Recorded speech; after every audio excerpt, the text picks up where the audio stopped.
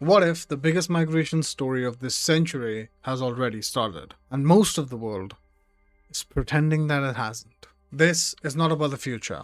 This is now. When people hear climate migration, they think of something very specific. Mass movements, chaos, sudden collapse. But that picture is entirely misleading. Because climate migration, it looks rarely dramatic at first. It looks quiet. Most climate migration in the world is internal, not international. Yet, people move from rural areas to cities, from coastlines to higher ground, from farms to informal work.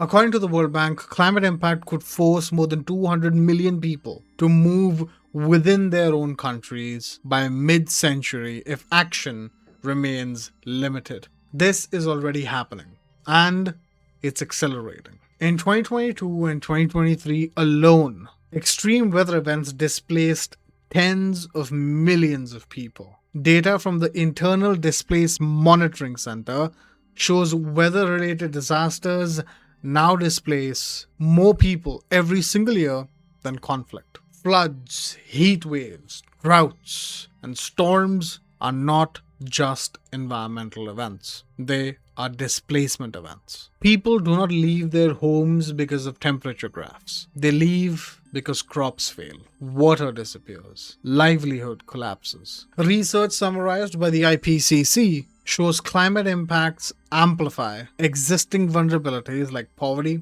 weak infrastructure, and limited state support. You see, climate change does not create migration in isolation. It removes the last reason people can afford to stay.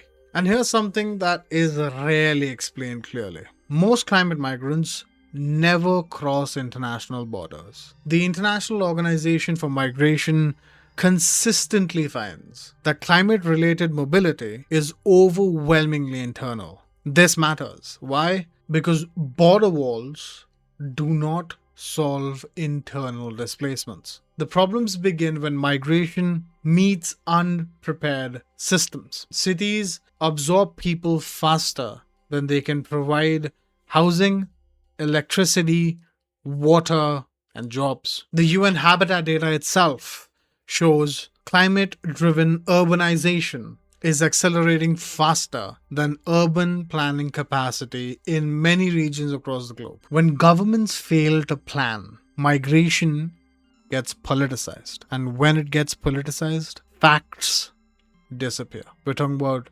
human life. You will be surprised to know that there is no official legal status called a climate refugee. Under international law, refugee status is defined by persecution, not environmental harm, which is clearly outlined by the 1951 Refugee Convention. This leaves millions of people in legal limbo. And oftentimes we forget to understand the fact that they're leaving because they must. But the system, it doesn't recognize why. Climate migration is by no means a distant humanitarian issue. It affects food prices, urban stability, economic growth, and even political trust. Multiple World Bank and UN analysis show unmanaged displacement increases long-term development costs and instability. Planning early is cheaper than reacting late.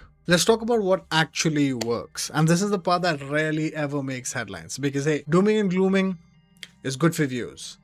Actual solutions, not so much. But we are here to talk about the latter, actual solutions. So what does work? Well, planned adaptation, climate resilient infrastructure, early warning systems, livelihood diversification. Case studies that are supported by the UNDP and the World Bank show proactive planning reduces displacement and improves outcomes for communities that do need to move. I'll end by saying this, and it's a very important point to drive home. Climate migration is not a failure of the people. It's a failure of preparation. The question is not whether people will move. They already are. The real question is whether we design systems that make this movement safer, fairer, and a lot more stable. If this video helped you see climate migration differently, subscribe. This is Noviksgiven. We explain the climate stories, shaping the world long before they become headlines. I'll see you soon.